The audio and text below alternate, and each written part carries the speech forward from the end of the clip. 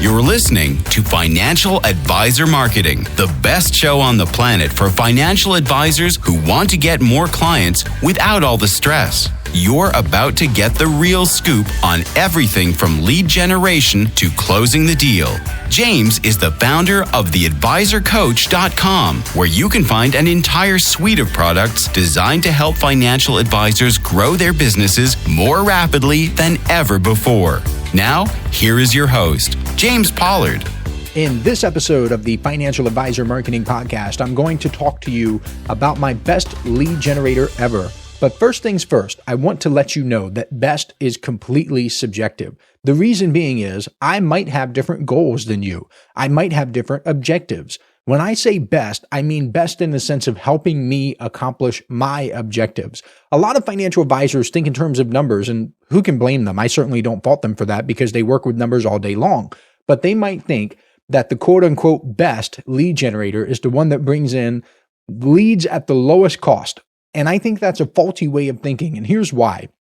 Let's say lead generator number one attracts leads for $50 each, and lead generator number two attracts leads for $25 each. Which one is better? That's a trick question, because you can't really tell. If they convert equally and lead to an equal amount of revenue, then number two, which brings in leads for $25 each, is the better one. However, what if lead generator number one converts 3 times more? Then things change, all else being equal. Because if you can pay twice as much and get 3 times the results, you should take that deal every single day of the week. You'd be a horrible business owner if you didn't. But wait, that's not the only thing you should think about. Because is profit truly all that matters? Because let's say that one lead generator gets you clients that are twice as profitable, but they are also twice as difficult to work with.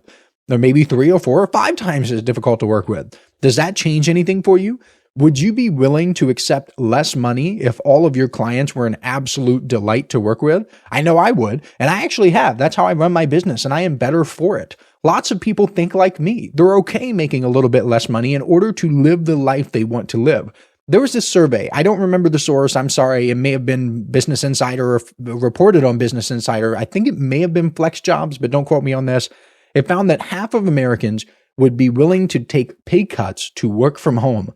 That's a good example of what I'm talking about. But for financial advisors and within the context of financial advisor marketing, that means investing a little bit more in marketing. And I hate calling marketing an expense because it's not an expense, it's an investment. However, on a balance sheet or in a profit and loss statement, it's viewed as an expense. So technically speaking, a marketing expense is higher, meaning your net profit is less. But you do that in order to get the clients that you actually want to get. 2 episodes ago on this podcast, I talked about the big fat problem with niche marketing. And the problem was not being willing to put in the effort it takes over the long term to market to a niche. Every so often, I'll get pushback from people who say that you should be a generalist first because niching down is too hard.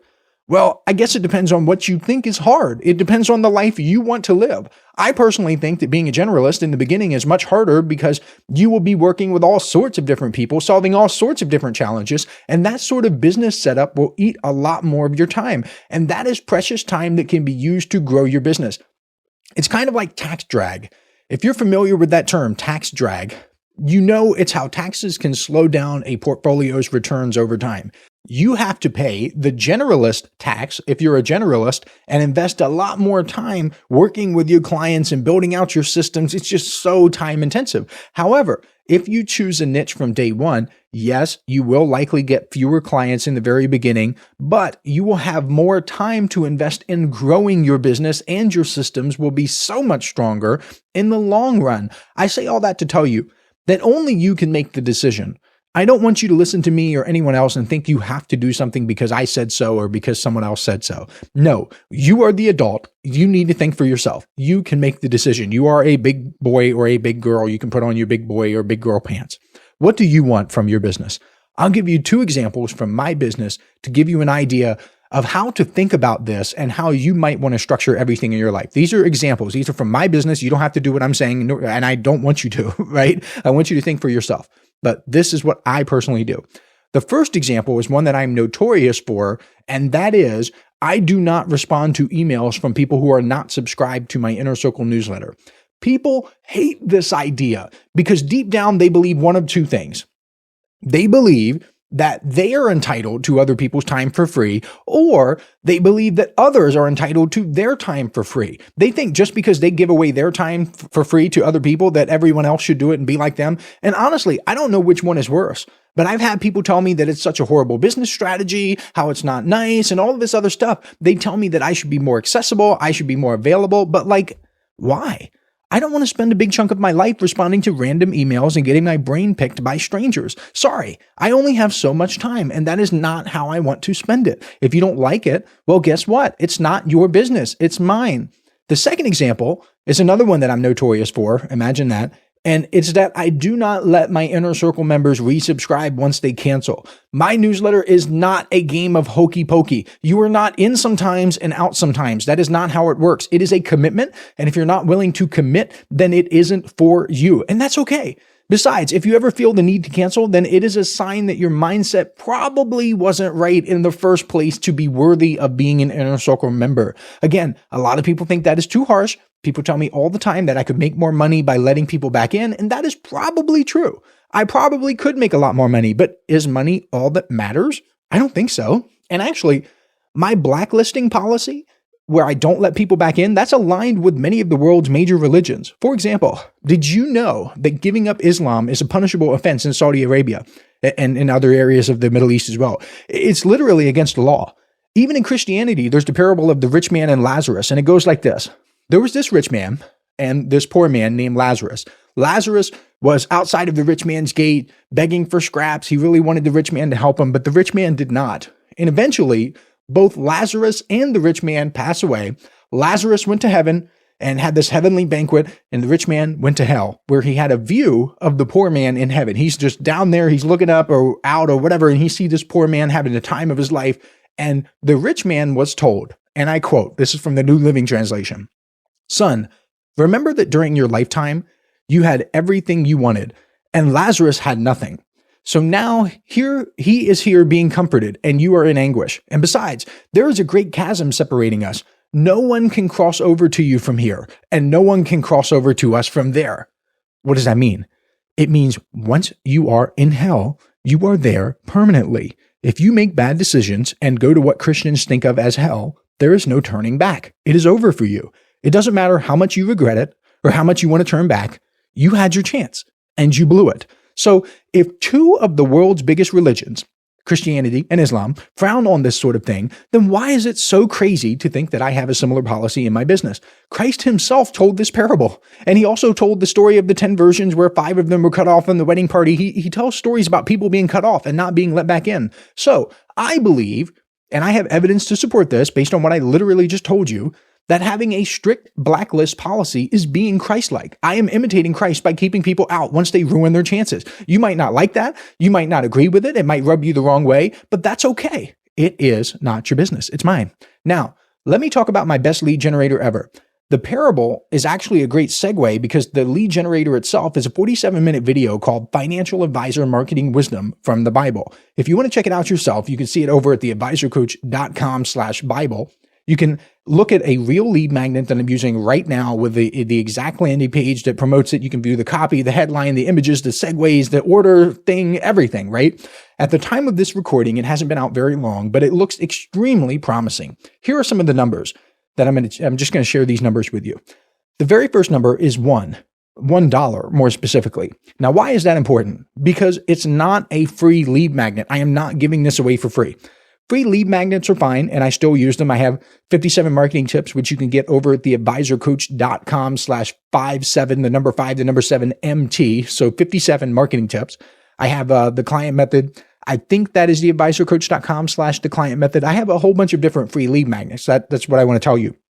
But I wanted to do something that would immediately separate freebie seekers from everyone else. So I didn't let freebie seekers in. I made a pay what you want offer with a minimum of $1. That means if $1 is truly all you can afford, then that's okay. Then that's what you pay. A lot of people have gotten it for $1, but I will give you a warning. I want to say this. This is important. Being cheap for the sake of being cheap is psychologically damaging.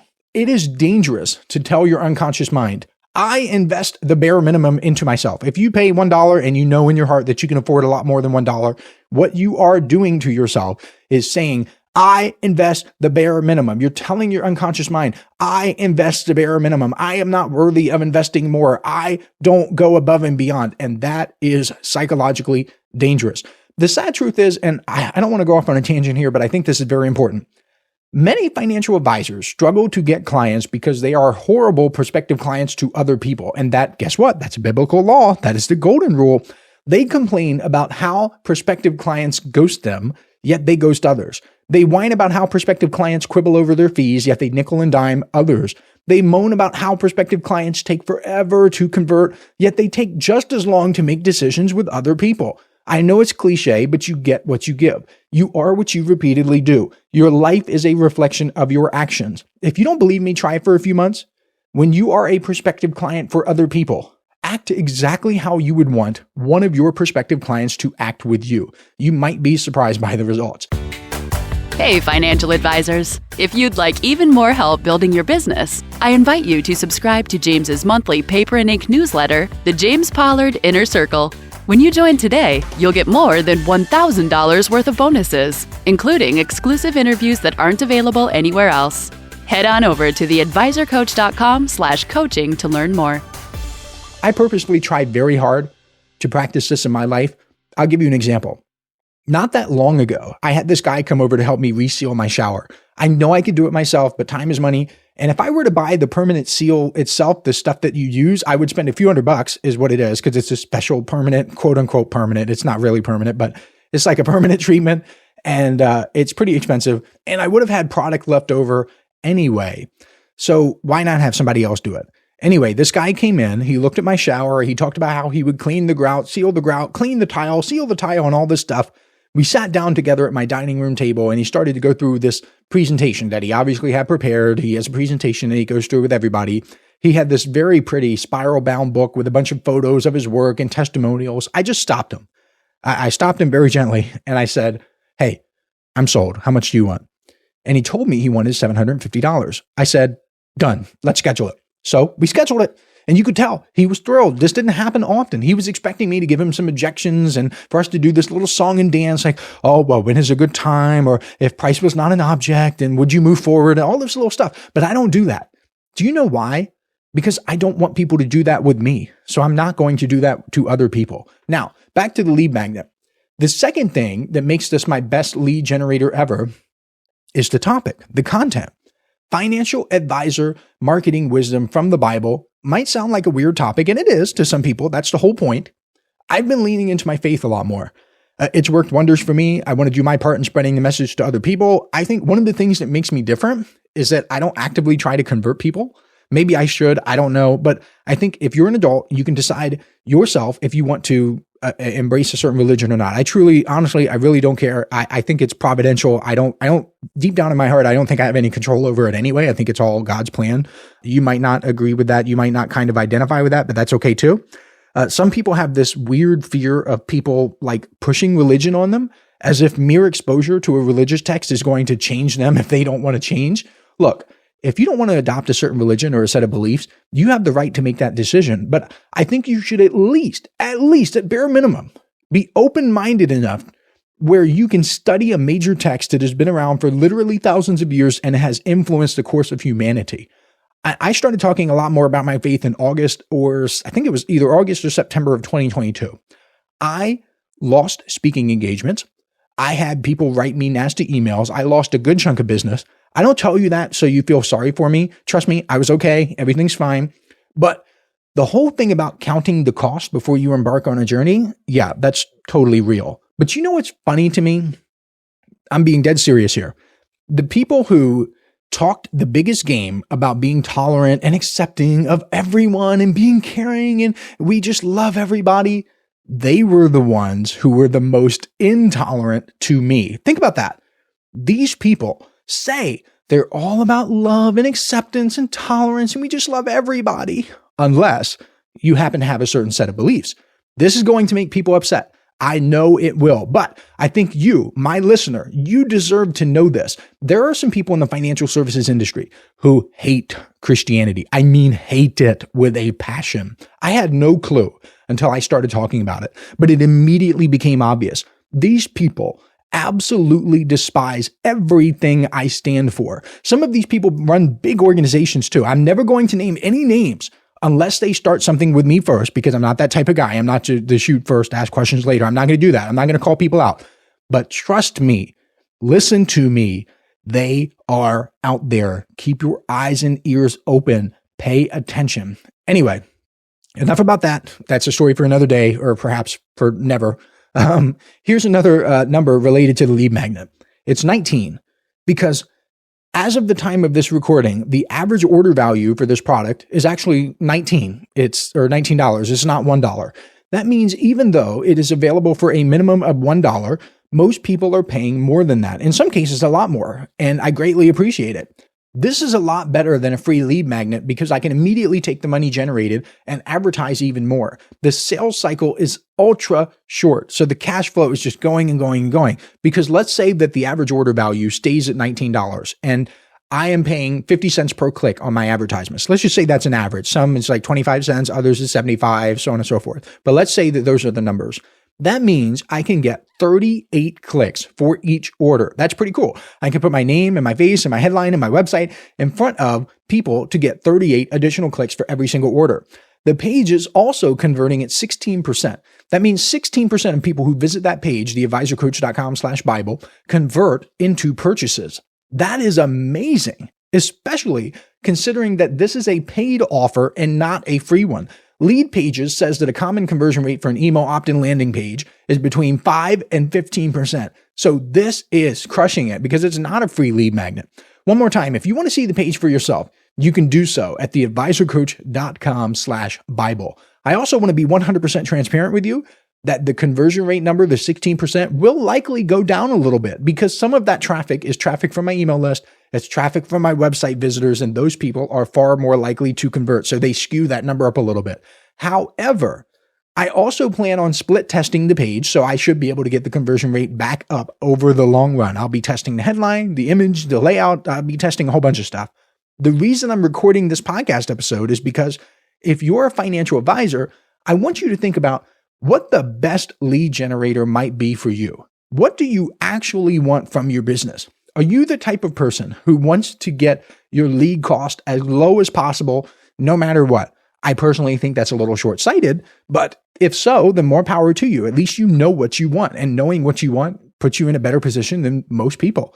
Are you willing to have your lead magnet convert a lower percentage of visitors in order to get the right ones? If so, then you and I think alike.